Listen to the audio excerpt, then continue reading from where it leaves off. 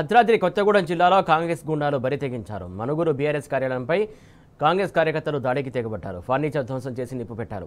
BRS party నేతలు ఏర్పాటు చేసినటువంటి ఫ్లెక్సీలు చింపేసి హంగామా చేశారు. పక్కా ప్రణాళిక ప్రకారం బీఆర్ఎస్ కార్యాలయాన్ని ఆక్రమించి కాంగ్రెస్ రంగులు వేశారు.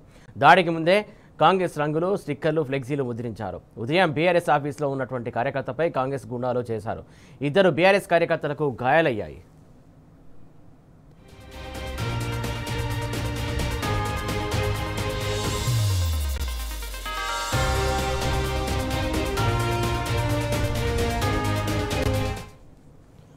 రైట్, భద్రాద్రి కొత్తగూడెం జిల్లాలోని మనుగూరు బీఆర్ఎస్ కార్యాలయం పైన పెద్ద ఎత్తున కాంగ్రెస్ కార్యకర్తలు దాడి చేశారు. అలాగే ఏదైతే భవనం పైకెక్కి కూడా కాంగ్రెస్ సంబంధించినటువంటి ఫ్లెక్సీలు ఏర్పాటు చేశారు. దీనికి సంబంధించి తాజా అప్డేట్స్ అందించడానికి మా కరెస్పాండెంట్ సాంబశివరావు సిద్ధంగా ఉన్నారు. సాంబశివరావు, చెప్పండి, ముఖ్యంగా ఏదైతే ఆ కార్యాలయం పైన దాడి కావచ్చు, భౌతిక దాడులు కావచ్చు, ఏదైతే అక్కడ ఉన్నటువంటి బీఆర్ఎస్ కార్యకర్తల పైన దాడులు కావచ్చు, ఎందుకోసం ఇంత విచక్షణ రహితంగా దాడులు ఎందుకు చేస్తారు? అసలు దీని ఉద్దేశం ఏంది?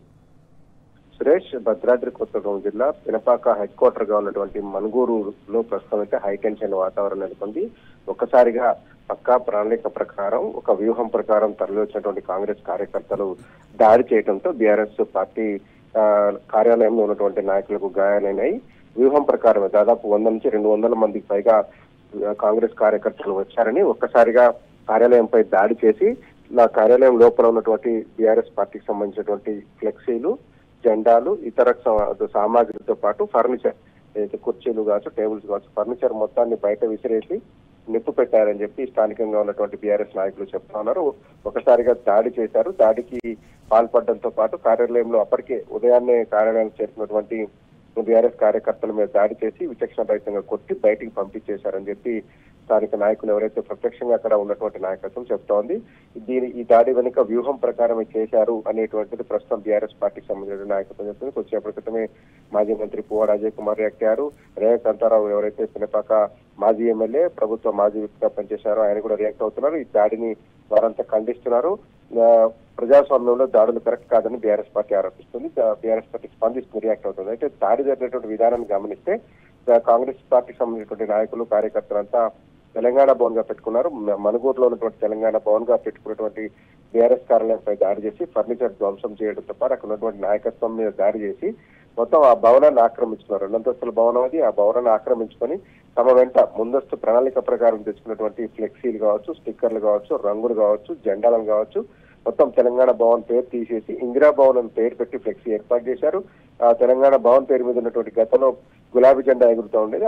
ఆ జెండాను తీసేసి కాంగ్రెస్ జెండాను పెట్టి ఇందిరా భవన్ అని పేరు పెట్టడంతో పాటు రంగులు వేసేటువంటి కార్యక్రమం చేస్తున్నారు. ఇదంతా జరుగుతుంటే అక్కడ ఉన్నటువంటి పోలీసులు చోద్యం చూస్తున్నట్టుగా చెప్తా ఉన్నారు.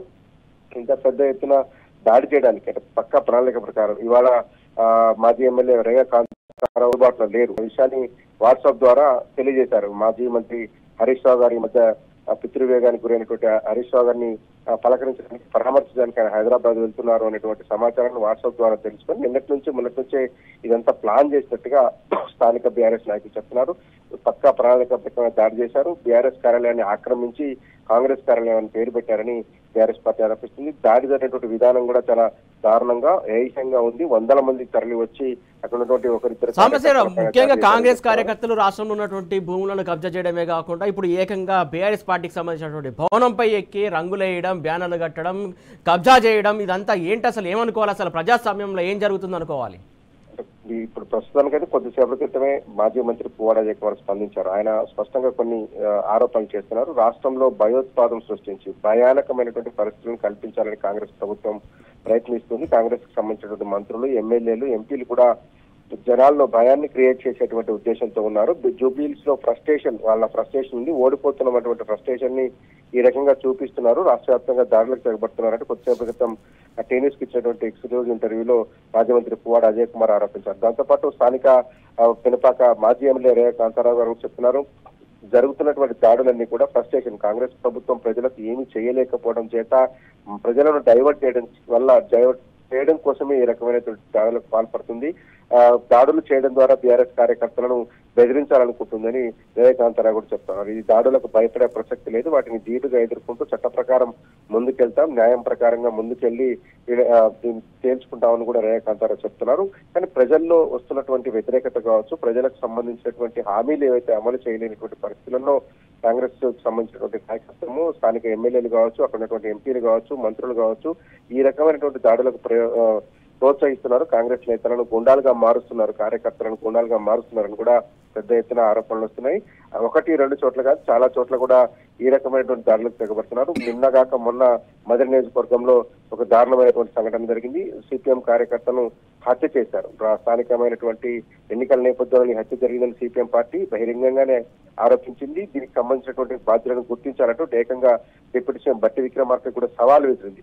జిల్లాలో జరుగుతున్నటువంటి దాడులు, ప్రతి దాడులు కావచ్చు, జిల్లాలో జరుగుతున్నటువంటి ఒక భయానకమైనటువంటి వాతావరణం క్రియేట్ చేయడం కావచ్చు, ప్రజలను భయపెట్టేందుకు కాంగ్రెస్ ప్రభుత్వం కావచ్చు, కాంగ్రెస్ సంబంధించినటువంటి ప్రజాప్రతినిధులు ప్రయత్నిస్తున్నారని బీఆర్ఎస్ ఆరోపిస్తుంది. ఆ రకమైనటువంటి దాడులు తరచుగా జరుగుతున్నా కూడా బీఆర్ఎస్ ఆరోపణలకు బలం చేయకున్నట్టుగా చెప్పుకోవచ్చు. ఎందుకంటే 1-2 చోట్ల కాదు, ఎక్కడైనా ఎవరైనా ప్రశ్నిస్తే కేసులు పెట్టడం, లేదంటే దాడులు చేయటం, లేదంటే ఆక్రమించుకోవటం, మర్డర్లు చేసుకోవటం, రక్త చరిత్ర దాకా పరిస్థితి వెళ్తుందంటే ఖమ్మం జిల్లాలో రోజు రోజుకు పరిస్థితులు ఎంత దారుణమైనటువంటి దిగజారుతున్నాయి అర్థం చేసుకోవచ్చు. రాజకీయంగా ఎదుర్కోవాల్సినటువంటి, రాజకీయంగా జరగాల్సినటువంటి సాంబశివరావు చూస్తున్నాం, అక్కడ విజువల్స్ లో మనం క్లియర్ గా చూస్తున్నాం. అంతా ధ్వంసకాండ జరుగుతున్నా కూడా పోలీసులు ప్రేక్షక పాత్ర వహిస్తున్నారు. ప్రధానంగా వాళ్ళని నివారించే ప్రయత్నం జరగట్లేదు. ఇంకా ప్రత్యక్షంగా వాళ్ళకి సపోర్ట్ చేస్తున్నట్టే కనబడుతుంది మనకు విజువల్స్ లో. పోలీసులు ఎందుకు ఇట్లా వ్యవహరిస్తున్నారు అనుకోవాలి, పోలీసుల తీరు కూడా. దాడి జరుగుతుందన్న విషయం తెలిసినట్టు, అంటే ఇంత పెద్ద ఎత్తున కార్యకర్తలకు ఎలా పర్మిషన్ ఇచ్చారనే దాని మీద కొంత ఎంక్వైరీ చేస్తే ఏదో ర్యాలీ చేసేందుకు పర్మిషన్ తీసుకున్నట్టుగా చెప్తున్నారు. కానీ వాళ్ళు ఎటువైపు తీసుకున్నారు, ఎటువైపు డైవర్ట్ చేస్తున్నారు, ఎందుకు ఈ రకమైనటువంటి మొబిలైజేషన్ చేస్తున్నారనేటువంటి విషయంలో ఇంటెలిజెన్స్ మరి ఫెయిల్యూర్, ఇంటెలిజెన్స్ అంతా కూడా బీఆర్ఎస్ పార్టీకి సంబంధించినటువంటి నాయకులు కావచ్చు, లేదంటే ఇతర పార్టీలకు సంబంధించినటువంటి నాయకులు వాళ్ళ యాక్టివిటీస్ మీదనే మాత్రమే ఫోకస్ పెట్టింది తప్ప కాంగ్రెస్ పార్టీ చేసినటువంటి దౌర్జన్యాల మీద ఫోకస్ పెట్టినట్టు లేదని బీఆర్ఎస్ పార్టీ ఆరోపిస్తుంది. ఇంటెలిజెన్స్ కావచ్చు, ఎస్బీ కావచ్చు, స్థానిక పోలీసులు కావచ్చు, ఇంత పెద్ద వ్యవస్థ ఉండి కూడా దాడిని ఎందుకు పసిగట్టలేదు అనేటువంటి ప్రశ్నలు కూడా ఉత్పన్నమవుతున్నాయి. కానీ బీఆర్ఎస్ ఒక స్పష్టమైన ఆరోపణ చేస్తుంది, ఇది ప్లాన్డ్ దాడి, ఇదంతా వ్యూహం ప్రకారం చేసినటువంటి దాడి. స్థానికంగా అయినటువంటి మాజీ ఎమ్మెల్యే అందుబాటులో లేనటువంటి సందర్భం, బీఆర్ఎస్ పార్టీకి సంబంధించినటువంటి ముఖ్య నాయకులు కావచ్చు, కార్యకర్తలు కావచ్చు, ఎక్కువ సంఖ్యలో పొద్దున్నే పార్టీ కార్యాలయంలో అందుబాటులో ఉండరు. కాబట్టి దీన్ని పక్కా ప్రణాళిక ప్రకారం ఆ సందర్భంలో దాడి చేసి పార్టీ కార్యాలయాన్ని ఆక్రమించుకొని.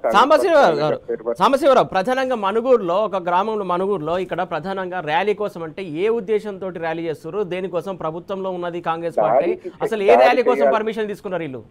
దాడి చేయాలనేటువంటి ఉద్దేశంతో భాగంగానే ఇదంతా జరిగినట్టుగా బీఆర్ఎస్ నాయకులు చెప్తున్నారు. దాడికి సంబంధించినటువంటి ప్రణాళిక జరుగుతుంది. ఇది అక్కడ ఉన్నటువంటి పెద్దలందరికీ తెలుసు అని అంటుంది. పార్టీకి సంబంధించిన, కాంగ్రెస్ పార్టీకి సంబంధించినటువంటి వాళ్ళకి కావచ్చు, అక్కడ ఉన్నటువంటి స్థానిక పోలీసులకు కావచ్చు, అన్ని వర్గాలకు సంబంధించినటువంటి, ఎందుకంటే ఇంత పెద్ద ఎత్తున మొబిలైజ్ చేయడం వెనకనే దాడి చేసేటువంటి ఉద్దేశం ఉందని బీఆర్ఎస్ చెప్తా ఉంది. అందుకనే ఇంత పెద్ద ఎత్తున తరలి వచ్చారు. కనీసం అడ్డుకునేందుకు కూడా ప్రయత్నం జరగలేదు. యథేచ్ఛగా వచ్చి ఇతర పార్టీకి సంబంధించినటువంటి కార్యాలయాన్ని ధ్వంసం చేయడం, అక్కడ ఉన్నటువంటి ఫర్నిచర్ కాళ్ళబెట్టడం, బయట తీసుకొచ్చి కాళ్ళబెడుతుంటే. సాంబశివరావు, అంత పెద్ద ఫర్నిచర్ ని లోపల నుంచి తీసుకొచ్చేంత వరకు పోలీసులు అక్కడ ఏం చేస్తున్నారు? చాలా ఫర్నిచర్ బయటకు తీసుకొచ్చారు. బయటకు తీసుకొచ్చడం కాకుండా మొత్తం తగలబెడుతున్నారు. తగలబడుతున్నా కూడా అక్కడ ఫైర్ సేఫ్టీ కావచ్చు, ఫైర్ సిబ్బందిని పిలిపించలేదు. అలాగే ప్రేక్షక పాత్ర చూస్తున్నారు పోలీసులు కూడా. ఎగ్జాక్ట్లీ సురేష్, కొంత కావాల్సిన జరిగినట్టుగా అయితే కనపడుతుందని చెప్పి బీఆర్ఎస్ పార్టీకి సంబంధించిన కీలక నాయకులు చెప్తున్నారు.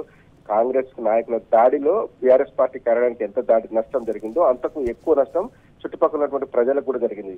ఈ షార్ట్ సర్క్యూట్ వల్ల అక్కడ ఉన్నటువంటి కరెంటు తీగలు, తర్వాత ఈ డిష్ కి సంబంధించిన తీగలతో పాటు మిగతా ఇంటర్నెట్ కేబుల్స్ అన్ని కూడా కాలిపోవడంతో ఆ ఇళ్లలో ఉన్నటువంటి గృహోపకరణాలన్నీ కాలిపోయినాయని మనకు సమాచారం ఉంటుంది. ఫ్రిడ్జ్లు, ఏసీలు, టీవీలు లాంటివి కాలిపోయినాయని చెప్పి స్థానికులు కూడా గొడవ పెడుతున్నారు, అక్కడికి వచ్చి గొడవ చేస్తున్నారు.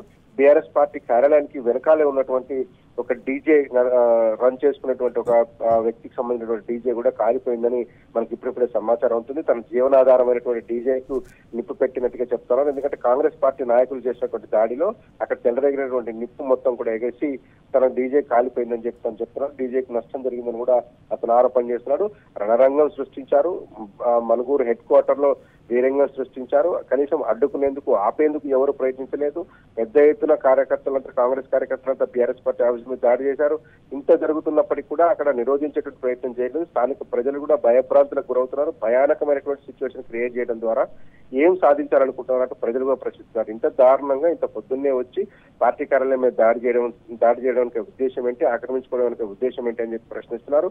ప్రజలకు ఏం సమాధానం చెప్తారు? ఎందుకంటే ప్రజలకు ఇవ్వాల్సిన హామీలు ఇవ్వకపోగా, వాళ్ళకి చేయాల్సినటువంటి సేవ చేయకపోగా ఈ దాడి వల్ల ఇక్కడ చేసినటువంటి వీరంగం వల్ల చెలరేగినటువంటి నిప్పు వల్ల చాలా మంది ప్రజలు నష్టపోయారు. వాళ్ళకు కూడా నష్టం జరిగిందని చెప్తున్నారు. ఏదేమైనప్పటికీ కూడా ప్రజాస్వామ్యంలో ఈ రకమైనటువంటి దాడులు కరెక్ట్ కాదని బీఆర్ఎస్ పార్టీ చెప్తా ఉంది. సాంబశివరావు, ప్రధానంగా ప్రజల యోగక్షేమాలు కాపాల్సినటువంటి బాధ్యత పోలీసు వ్యవస్థకు ఉంది, అలాగే ప్రతి ఒక్క పౌరుడికి ఉన్నది. అలాగే ముఖ్యంగా ఇక్కడ అంత పెద్ద ఎత్తున ధ్వంసకాండ జరుగుతున్నా కూడా ఎందుకు అసలు ఏం పట్టనట్టు ఎందుకుంటున్నట్టు అక్కడ అధికార పార్టీకి సంబంధించినటువంటి వాళ్ళ సేవలో తరిస్తున్నట్టుగా దీన్ని అర్థమవుతుందని చెప్పి బీఆర్ఎస్ పార్టీకి సంబంధించిన నాయకులు చెప్తున్నారు. ఎందుకంటే పక్షపాతంతో వ్యవహరించడం వల్లే ఈ రకమైనటువంటి దాడులు జరుగుతున్నాయని గత కొంతకాలంగా BRS party working president KTR కూడా చెప్తున్నారు.